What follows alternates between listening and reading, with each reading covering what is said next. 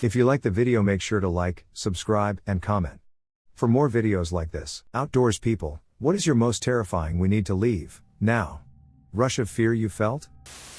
In high school, my buddy and I were riding our dirt bikes on the trails that ran around the logging roads in SW, Washington.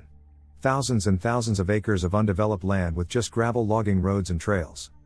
We were on our way back to the truck when we stopped at an intersection to figure out which way to turn. 3 dudes in overalls, no shirts, and full face helmets rode out of the woods on quads. They rode a few slow circles around us, then took off back into the woods.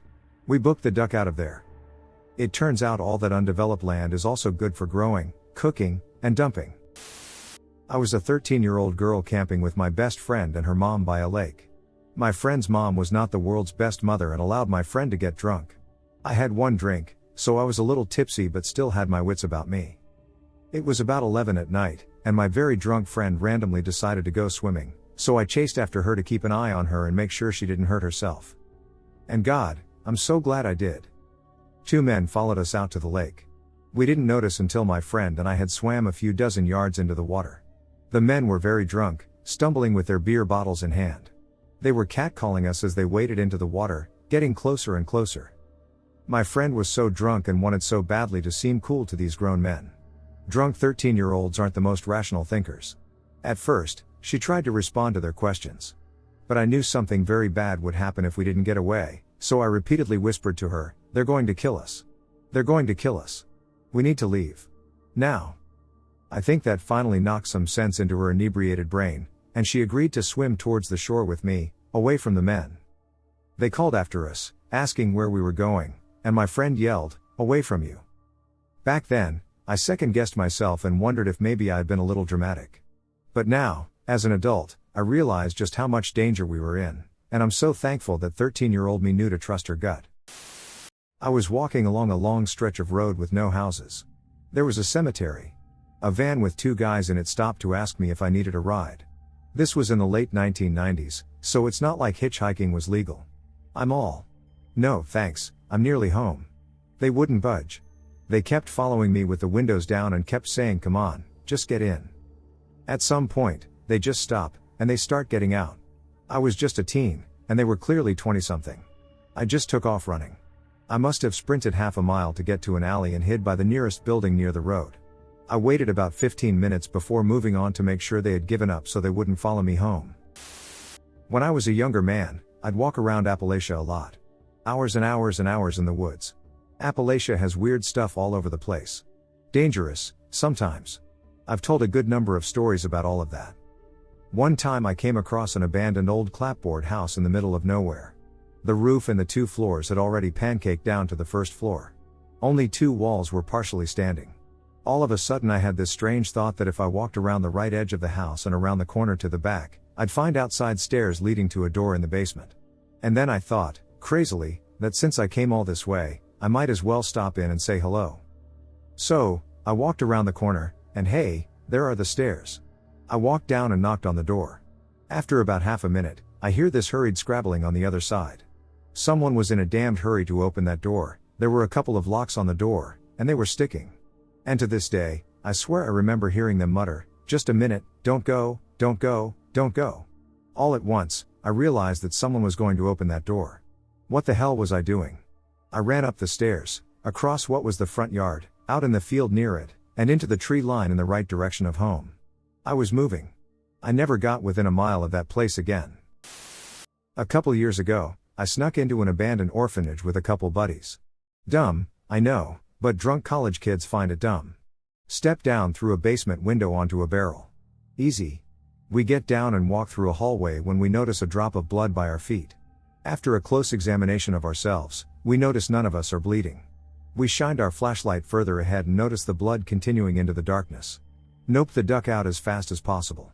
Trespassing with someone or something else injured in the basement of this building? No, thanks. Back when I was a teen, a group of friends and I went out on a Saturday night to this abandoned house out in a field. It was like something out of Blair Witch. It was clearly an old farmhouse, but it had been abandoned long enough that the gravel road overgrew it. You had to walk past, like, 2 fields of tall grass and some kind of drainage ditch type thing to get to it. So we're dumb kids, but not vandals or anything. We just planned to go out there and explore a little. It was dilapidated, but not to the point where it didn't look like a house anymore. The house still had a bunch of personal stuff in it, like newspapers from the 1960s and whatnot. It even had some nasty old curtains still blowing in the upstairs, broken windows. I was walking through the kitchen with a flashlight when I heard something move upstairs. Well, that was about it for me. I ran outside and stood by the front door, trying not to shine my light at the upstairs windows.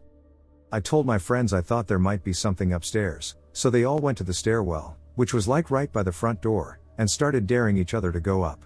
One of them got like 4 steps up before something shuffled from the floor above again.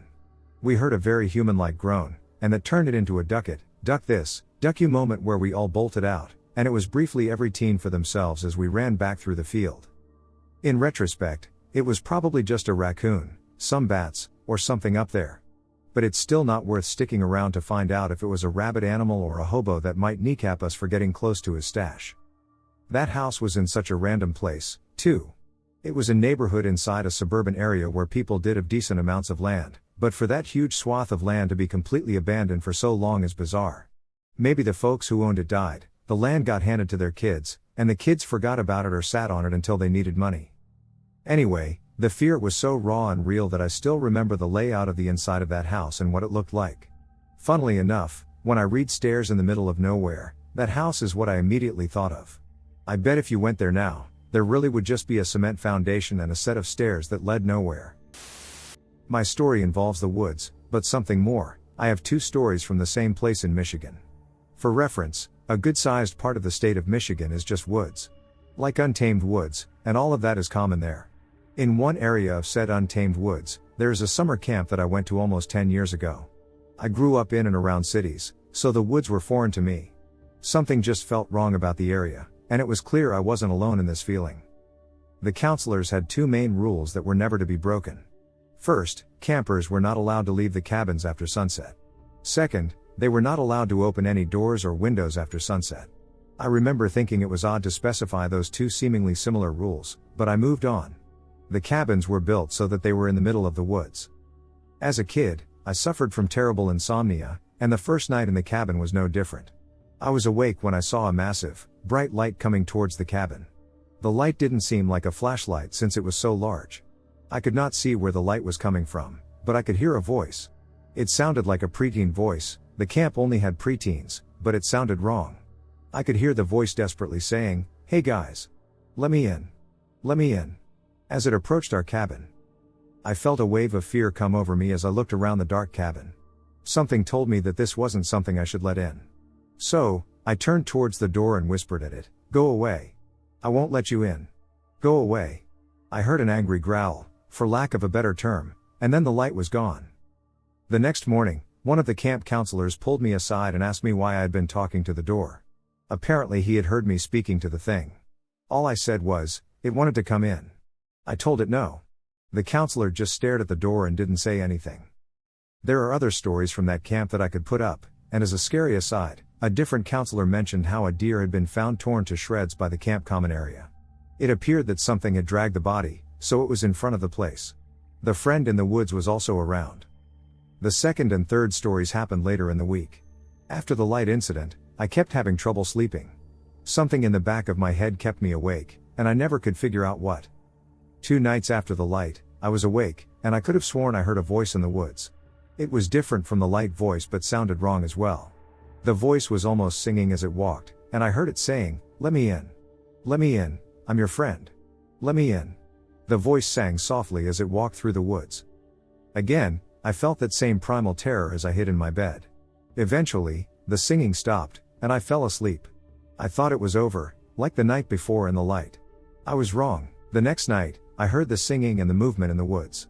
This time, I knew that whatever it was, it had seen me and wanted me to let it in. I can't explain it, but I felt compelled to let this thing in since it was my friend. I was almost at the door to open it when I heard a different voice I didn't recognize whisper in my ear, "It's not your friend. You must not let it in. Tell it to leave." And suddenly I could move on my own again. I looked at the door again and whispered at it. "You aren't my friend. You aren't my friend. I won't let you in. You aren't my friend." I heard the thing, this time right behind the door, repeat its little song, and I repeated myself. Finally, I heard that same growl, and it was gone. Again, the camp staff heard me talk the night before, and again I told him, it wanted to get in again.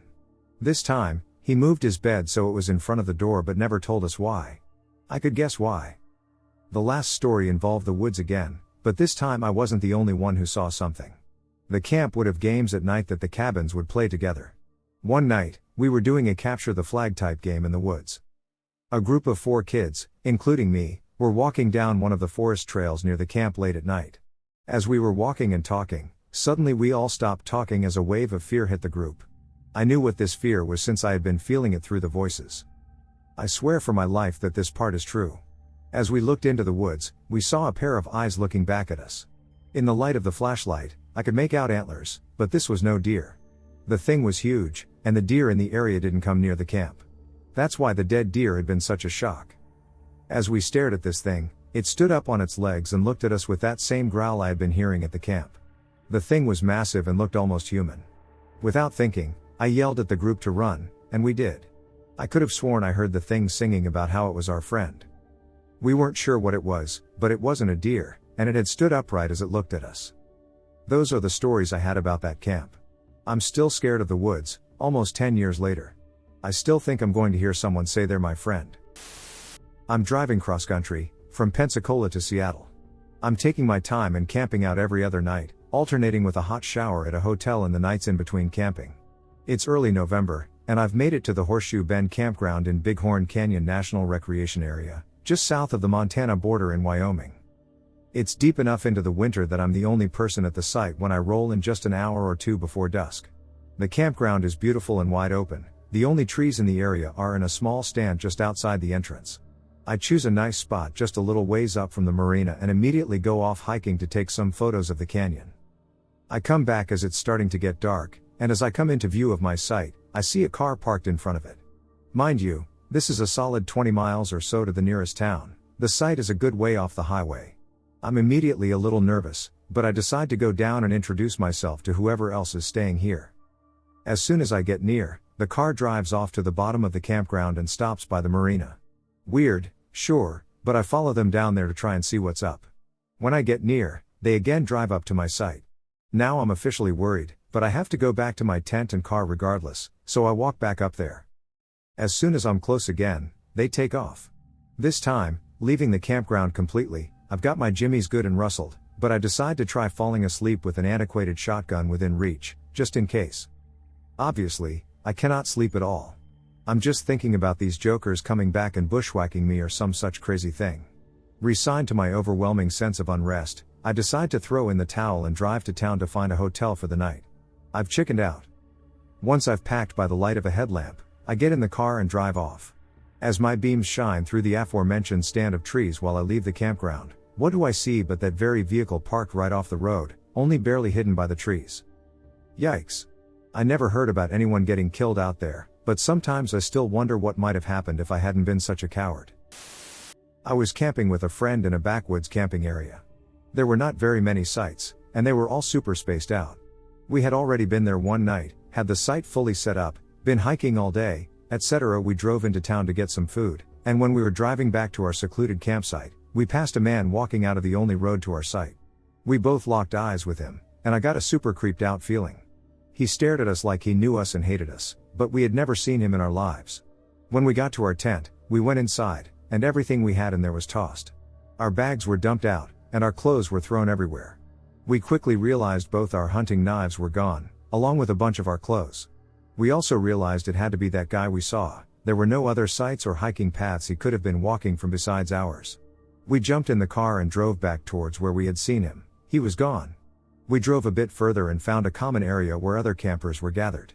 We sprinted down and asked, "Have any of you seen this guy?" and described him. The people at the gathering just stared at us and didn't speak, giving us an even more creeped out feeling. It was at that point that I told my friend we need to leave this place right now. Walking back to our car, we looked over the edge of a guardrail and saw all our stolen clothes in the woods. We gathered them up but didn't find either of our knives. Knowing this guy was still out there with those knives and that no one around us cared freaked us out so much, we packed the car up and ended our camping trip early. No way were we staying out in those woods one more night. In high school, A friend and I jogged down into a deep wooded valley at night. We saw some guys from school in a car at the bottom of the valley. Legend has it that this place has evil imps, so we thought it would be fun to scare them.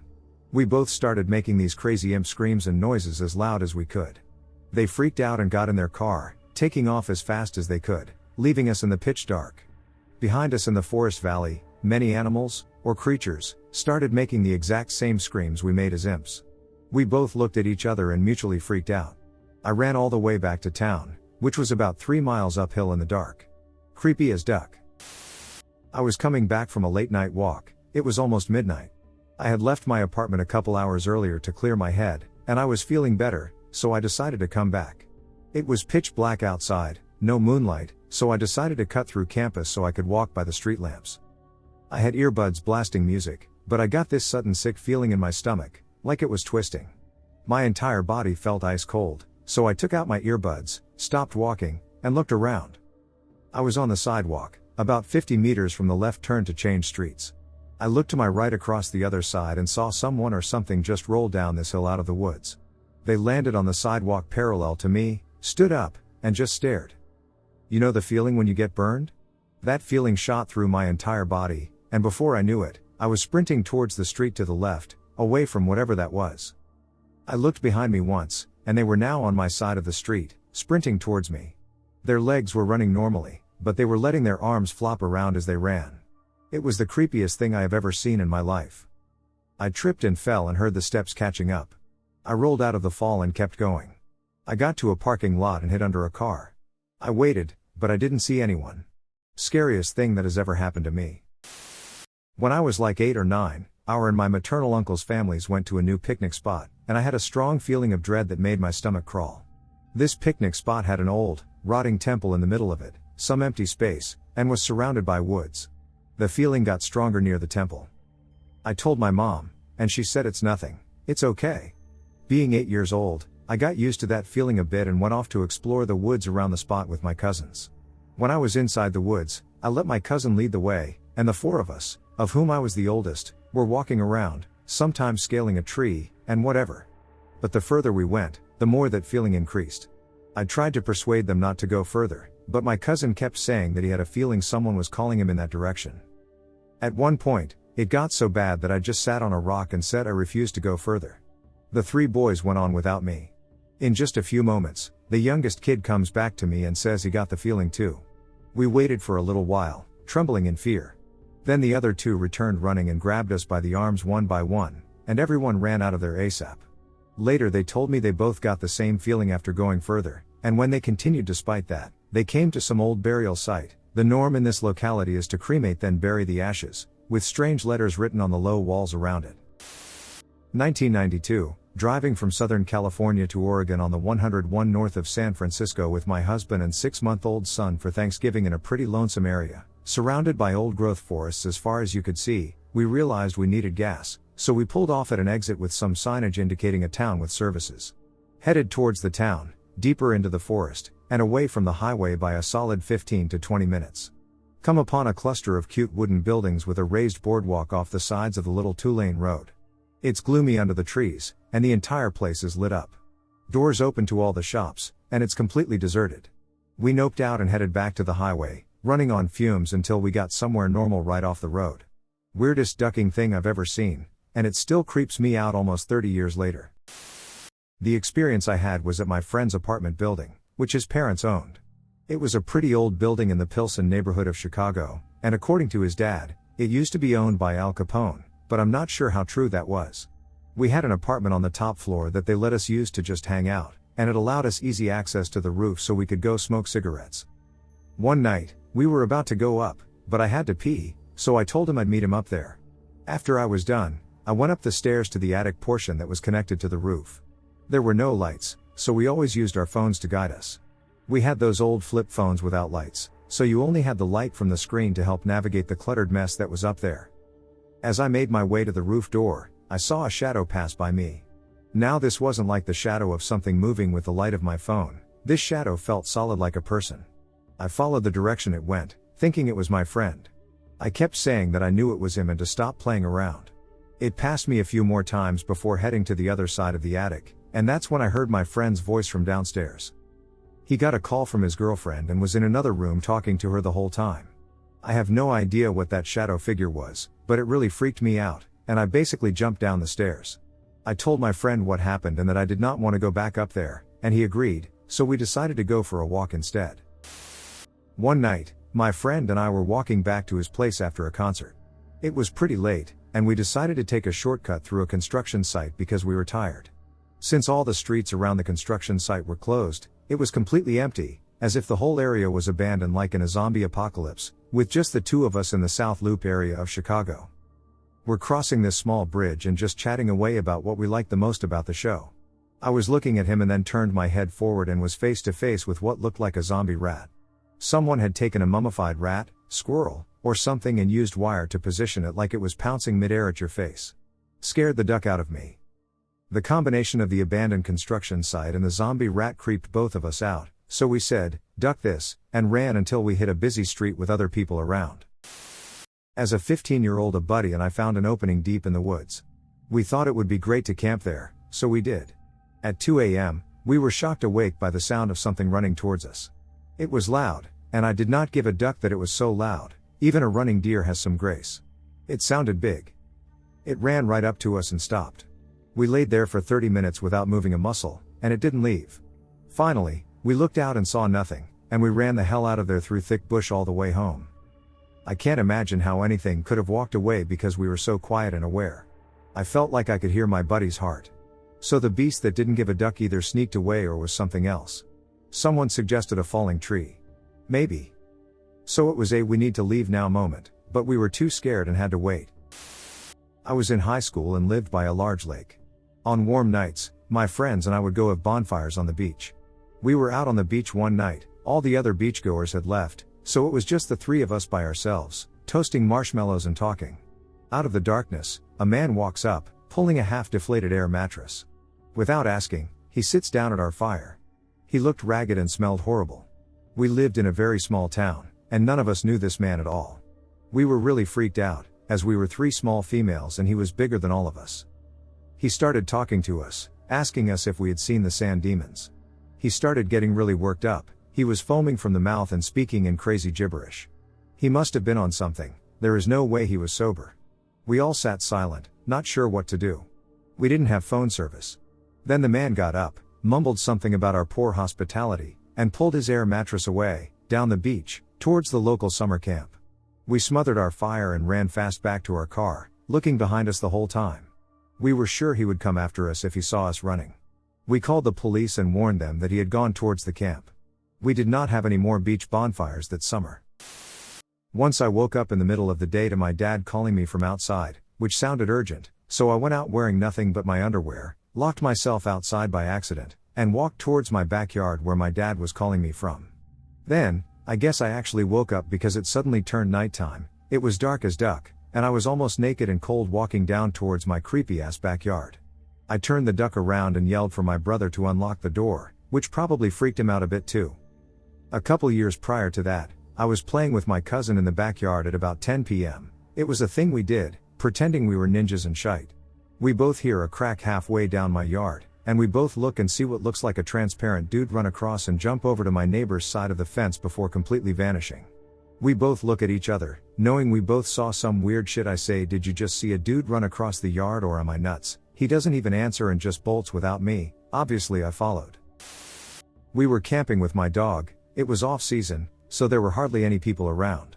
The first night was pretty chill, except for around 3 a.m., when we were woken up by the headlights of a Ford WD blaring onto the side of our tent. The engine was suddenly switched off, headlights still on, and we heard footsteps. My dog started growling, and we just listened in dead silence. The person eventually left. But it scared the hell out of us. The next morning we were up really early making breakfast over the fire when we noticed another camp had been set up about 800 meters away from us. We wondered if it was the same guy. We spent the day hanging out on the beach and hiking. When we returned to our campsite that afternoon, the other camp was still there. We sat down to have some food and a beer to finish off the evening. The guy from the other camp came over. My dog immediately started acting strange and growling. This guy was super freaky, saying he was here with 6 other people and they had all fallen asleep. We could clearly see his camp, and there was no one else there. He kept telling me to let my dog off the lead and not to worry if he ran off, because he would definitely come back. He was also asking us very specific questions about where we lived, like house number and street, and he kept looking over at our car and tent. Like he was mentally calculating something. Thank God he eventually left. So it got dark, and we were still a bit on edge, so we were just sitting by the fire talking to pass some time. This is when we see a single beam of a powerful flashlight keep shining over at us. From the direction of Creepy Guy's camp, then switch off. About half an hour later, we see the same flashlight walking a huge loop around our camp and into the darkness of the bush. And then repeating again and again. I was convinced he was getting closer with each loop. Never in my life have I packed up an entire campsite so quickly. My husband and I literally just threw everything in the car and booked it out of there so fast. It was about a 5-hour drive back home. We haven't been camping since. I'm a touring musician. At one point in time, my tour vehicle broke down in Bumduck, Mississippi. We were able to pull into a gas station, but we had thrown a belt and needed to get it replaced. Cue a bunch of hicks helping us work on our car. A couple of band members rode with a random do-gooder to go get a replacement belt 45 minutes away. The local sheriff pulled up and bought us all Coca-Cola. At this point, we're stressed because we don't want to miss our next show in Arkansas, but we're not worried about safety. Time stretched, and through trial and error, we ended up getting things close to being finished. Then our lead guitarist pulls out his iPhone. He said he had an airdrop request, but we all kind of ignored it until the job was finished. Then, just as we're getting into the car to pull away, he opens the airdrop. There were 7 pictures of dead bodies, and although they appeared to be cleaned up like in a mortuary or something, they were still freaking creepy. The last 2 pictures were of us repairing the car in the gas station parking lot. After that, we lost our SHT, and, whether we were just freaked out or it was genuine, the car behind us followed us for almost 20 miles until we got to a major highway and gunned it. No other context exists, but it still freaks all of us out to this day. When I was a kid, 10 to 12, somewhere in that age range, I lived in the middle of nowhere. On a private dirt road, the house on either side was a summer home, so empty. The nearest neighbor was a nice old dude in his 70s, the other side of the road was a buffer zone for a military base or something, and my parents left home at 5 a.m. and didn't come home until almost midnight for work. Needless to say, I was alone a lot. So I liked to explore, and my giant male cat would walk with me. I took him with me because he hated everything that wasn't me or my immediate family and would usually attack or run, so my personal guard cat, lol. I found animal bones to examine with my junior science kit. I found a dead snake, a quail nest, fool's gold, and lots of neat things. I wandered into the buffer zone for more exploring, and near the base of this small rocky mountain, I saw a tiny building, so I approached it. It was about the size of an outhouse, but instead of a toilet, it had a shelf and about a dozen or so butcher knives and cleavers hanging from the top. A lot of the knives and stuff had dark, dried, crusty blood on them. Creepy, right? Well, as I was stupidly getting a closer look, I realized at least 2 of the knives or cleavers had bright blood on them, meaning they were fresh. I felt a pit in my stomach and backed out of it slowly. I looked around, and my cat was arched, puffed, and growling. I grabbed him and booked it back to my home. I still explored my yard, but never went back into the buffer zone again. Back when I was younger, I did some survey work for a logging company in Alaska. As I was fit and liked to hike, they sent me in first to check out the terrain and figure out the best ways into the area they wanted to harvest. I always traveled light. Just a backpack with a US Army mess kit, some MREs, a few spare clothes, a fire kit, a bivouac sack, an axe, a knife, some bear spray, and a revolver I also used to get a nice, thick hiking stick. With all that gear packed, I set out on foot. The first night was largely quiet, and I got a good night's sleep. Only once did I woke up to what I thought was the wind rustling through the trees, and I didn't think much of it. The next day, I arrived at the designated logging area and started to do my work. Around noon, I started to get that eerie feeling of being watched. I had had this feeling before, but I always blamed my imagination for it. Well, it grew more and more over the day. Right when I was about to set up camp for the night, I heard some rustling in the brush again and caught a glimpse of something big huddling out of sight. Needless to say, I skipped setting up the camp and booked it out of there. I walked about 10 miles until I was too tired to move on. The feeling of being watched had stopped, and I deemed it safe to set up camp. I woke up in the morning, and the first thing I saw were the bare tracks of what I think was a huge grizzly going all over my campsite. I have never broken up the camp this fast again. I made sure my revolver was loaded and within arm's reach at all times and kept my bear spray at the ready on the way back, but nothing happened anymore. I told the logging company about my encounter, and they said they would take the necessary precautions. A few months later, when the logging operation was in full swing, a worker was attacked and killed by what was later described as a huge male grizzly bear. A year or so later, hunters in that area shot one of the biggest grizzlies I have ever seen, and judging by the size of its paws, it could have been that very bear stalking me on that hike. Once me and my then boyfriend decided to do that randonautica trend thing everyone was talking about at the time. I know. Cliché.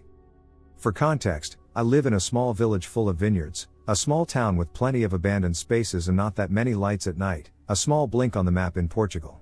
We did that randonautica thing, and it led us shocked to the middle of nowhere. We were driving on this rocky road in the middle of open plain fields, and we passed by this weird-looking, worn-down watchtower. Considering Portugal's past with dictatorship and armed forces, we didn't think too much of it. There must have been some structure used by them back then that has fallen into misuse. There are, unfortunately, still plenty of these spread across the country, especially in the interior and small villages where no investment is really made to take them down. Anyway, we continued driving until we drove across a small, tiny bridge over a stream of water. All is well, I knew this place. By the bridge, we found a small car with its windows and doors completely smashed. After passing through it and driving for a bit, we found a crossroads. I do not really know the expression in English, but essentially a road where two roads cross. It was on this crossroads that we saw another car, in the middle of nowhere, at 2 a.m., waiting for us to cross. Thinking nothing of it, we crossed and continued. The car started following us really closely. Feeling weird about it, I saved this car's registration plate on my phone notes as I was in the passenger seat. In Europe, every registration plate has different numbers and letters. I don't know how it is in other places, but yeah, anyway. My then boyfriend then decided to say duck randonautica and do a bunch of left and right turns to see if the car continued to follow us. It did. We ended up on a path where there were no left or right turns to make. Straight road, and I knew that road well since it was relatively near my mother's home. All of a sudden, as I kept fixating on the car in the mirror, I swear on mine and my mother's lives, the car disappeared in the blink of an eye. I would have thought it was my brain playing tricks on me, but my then boyfriend commented on it too, absolutely in shock about the situation. We immediately felt that exact thing. Drive fast. Please. What the duck? As you can imagine, at these hours, with little to no light on the road in an underfunded town, after the smashed car and watchtower scene, followed closely by this weirdo, we were already creeped out enough. When the car disappeared, that was the brink moment of let's get the duck home. We rushed home after that in absolute shock and panic. What the hell happened? I am sure there is a logical explanation for it, but to this day, I have no clue. Actually, it was a regular occurrence in the house I grew up in. It was haunted. Simple as that. Demonically, in all likelihood. But the feeling in question came most acutely from a single spot in the house, the closet door at the end of the hallway. Very rarely would anything actually happen. But it didn't have to. This door, which was always closed and simply stored junk we only used on rare occasions, was at the end of a narrow, dim hallway. People who had never experienced anything and scoffed at the very idea of the paranormal, in broad daylight and with the hallway light on, would be terrified of this door in the back of the hallway. No reason, no trigger. Just a fear. Many a time, while walking away from that door, I would feel an urgency. Nothing happening. Nothing remarkable. But I knew I needed to haul ass. Out of the hall. Now. It would rise to a panic, and sometimes I really would run and leap into the kitchen like it was base in a game of tag. Grown-ups did, too. There was activity, mind you. But it was usually dormant. But the feeling never went away. Just total, inexplicable, but primal fear. It was on a road trip to South Dakota 4 years ago. My wife, my son, and I went on to see the Washington Monument during the summer of 2015. We had planned a 2-day road trip. We were driving from Illinois and left very early in the morning from Chicago. We reached the South Dakota border sometime around 7 p.m. on the first day. It was beginning to get dark. My son, then 10, was sipping soda all day. Of course, he had to stop to pee just as we were getting close to our hotel. He couldn't wait. We were looking for a place to stop, and almost 15 to 20 minutes passed before we could find any place to stop. All you see are fields and empty land. So, we pulled over by the roadside so my son could do his business. Where we stopped was a vast field of sunflowers. The stalks were some 4 to 5 feet tall and uniform across. It was a beautiful sight. And quiet, calm, and serene. My son hopped right out and went about his business. My wife and I came out of the car too, just to enjoy the view. We were just a few feet away from my son and our car. Of course, just then, we see some ruffling through the tall grass roughly 500 feet away out front, and something seems to be moving, or rather, running towards us. Whatever it was well hidden in the tall stalks, so we couldn't see what it was. It seemed to pick up speed in a few seconds. Before we could get a better look, it made growling sounds. My wife thought they were more of a grunting nature, perhaps that of a coyote. My wife and I screamed at our son to get in the car right away. Fortunately, by then, my son was ready to leave. We hopped in the car, locked the door, pressed the gas pedal, and took off. Since I was driving, I didn't look back. My wife was glancing back periodically but couldn't gauge what it was. Now, we always carry an empty 2-liter soda bottle in the car whenever we go on a road trip. About 5 years ago, my husband and I took our dogs to walk the trails along a nearby river. We'd done this many times, the dogs loved it, we loved it, and it was a good time all around. It was fall or early winter, and it was getting dark and cold, and we wanted to swing by the nearby nature center to read the event calendar. We dried the dogs off and loaded them into the car, and they snuggled right into their beds. We drove over and reparked in the empty parking lot, and then the weirdness happened. Our dogs are great travelers, they've gone all over with us and don't get anxious waiting in the car. This time was different. As soon as we got about 3 steps from the car, our older dog went mad. Barking, howling, and biting at the partially open window. We went back to the car and checked, both of the dogs were fine, and he calmed down. There weren't any deer around, nothing. So we locked up again and started walking. The dog freaked out again, barking in an aggressive way that was wholly not his style. I told my husband, "That's it, we're going," and he wasn't convinced, he still couldn't see anything wrong. I told him, "Look, I've had this dog for 10 years, and he's never done this before. If he's telling me to go, I'm going." And we left.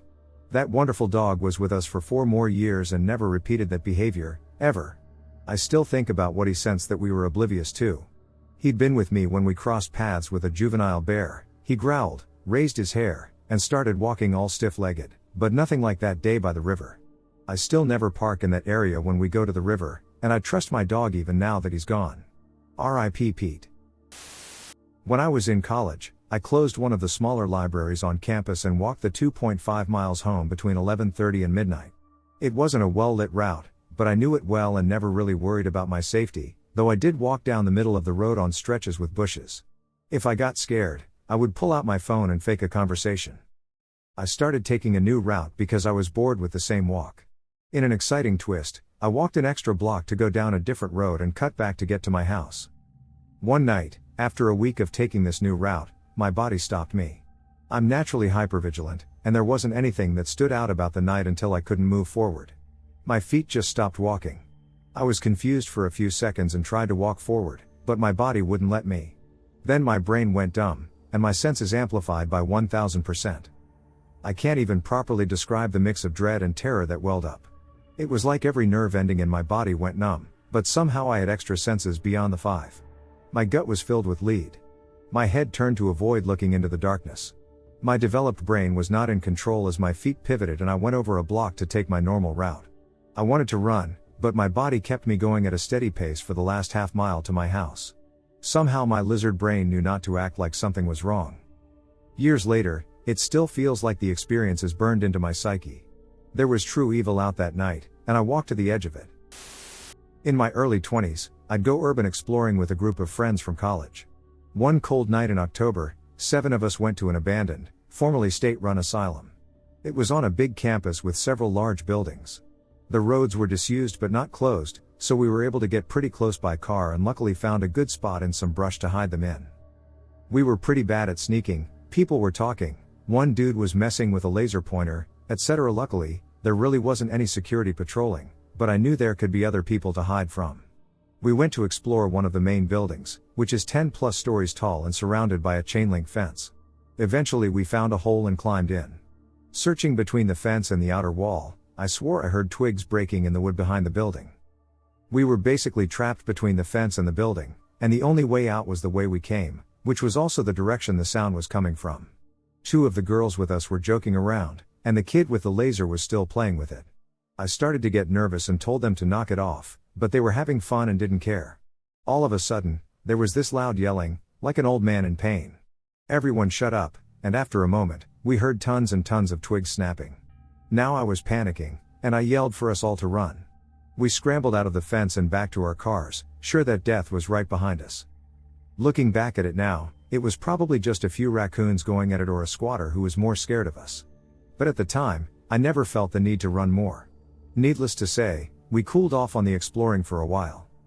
To clarify what happened, the sounds were coming from woods 60 yards away from the fence. There was a clearing between the woods and the building, but the distance didn't really matter because at that point we hadn't found an unsealed entrance to the building, and the fence was barbed wire, so the only way out was literally the way we came in. My now husband, we were dating at the time, and I were at the beach in the winter late at night. We had walked south a bit and were pretty far from the main entrance to the beach.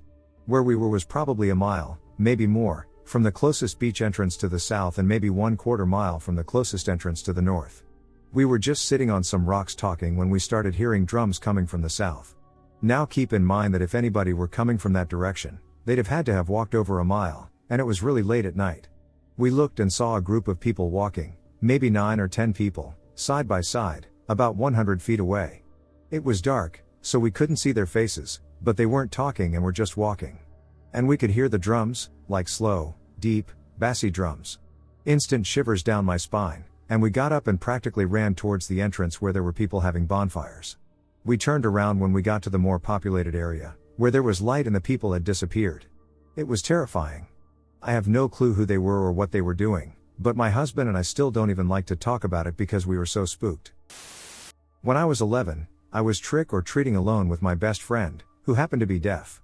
We wanted the maximum amount of free candy, and even though it was getting late, we decided to go to a house that was the only one on a dark, isolated street. As we were walking towards the driveway, a car with 4 adult males drove by. They slowed down, stared, and continued down the road. I figured they were lost. We got the candy from the house, and as we were walking back up the driveway, the same car approached from the opposite direction. Again, they slowed, stared, and proceeded on. It made my hair stand on end, and I felt uneasy in the pit of my stomach. My friend said she was unnerved as well. With no more houses to visit, I walked back to my house.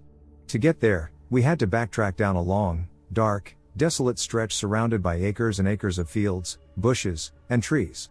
It was in the same direction that the car full of men had just disappeared. Exhausted and happy, we plodded along. From the distance, headlights approached. It was the same car. Again, they slowed to a crawl, staring. My heart started pounding, and we walked faster. The car hadn't gotten very far past us when it made a sudden U-turn that made the tires squeal. Coming to an abrupt halt next to us, the driver rolled down his window as if to ask a question. He beckoned us to them. Petrified, we looked at each other. I signed for my friend to follow me and run. In unison, we took off down an overgrown game trail, going as fast as we could. As soon as we started running, all 4 men jumped out and gave chase. Terrified, I felt like we were literally running for our lives. Fortunately, those fields were my favorite place to explore and play, and I knew the game trails like the back of my hand.